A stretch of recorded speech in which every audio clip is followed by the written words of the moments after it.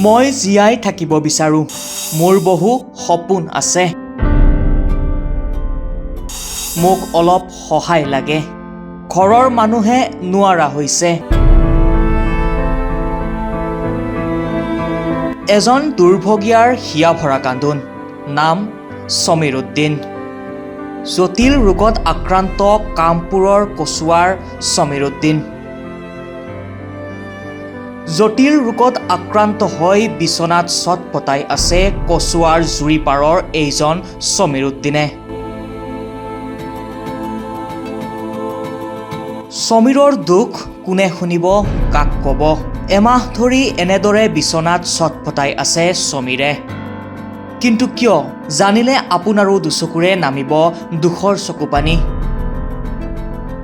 সমীৰৰ দুয়োটা কিডনী বিকল হৈছে। পৰিয়ালে প্ৰাথমিক চিকিৎসা প্ৰদান কৰিছে যদিও আৰ্থিক দুৰৱস্থাৰ বাবে উন্নত চিকিৎসাৰ পৰা বঞ্চিত হৈছে সমীৰ। উপায়বিহীন হৈ সদাশয় ৰাইজৰ লগতে অসমৰ মুখ্যমন্ত্ৰী ডক্টৰ হিমন্ত বিশ্ব শৰ্মাক সহায় বিচাৰি কাতৰ আহ্বান পৰিয়ালৰ। রাজ্যের কাছে আমার একটা অনুরোধ, আমার ফুটটা অসুস্থ,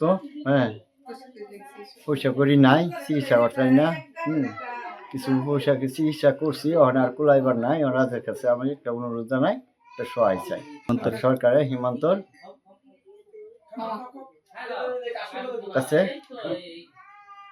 সহায় একটা চাই। যদি কোনো সুহৃদয় ব্যক্তিয়ে যুৱকজনক সহায় কৰিব বিচাৰে তেন্তে 6002882037 নম্বৰত গুগল পে' নাইবা ফোনপে' যোগে কৰিব পাৰিব সহায়। তাৰমানে কথাটো হৈছে কি, আপোনালোকৰ সাংবাদিক ভাই বন্ধুসকলৰ জৰিয়তে যাতে এই মানুহটো, এই ল'ৰাটো একদম বিৰাট গৰীব দুখীয়া মানুহ, যাতে আমাৰ অসমবাসী ৰাইজে 2-1 টকা যি পাৰে দি পেলাই যাতে সহায় কৰে।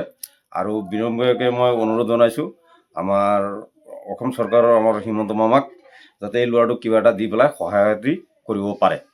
সেইখিনি কৈয়ে মই অনুৰোধ কৰিলোঁ আৰু।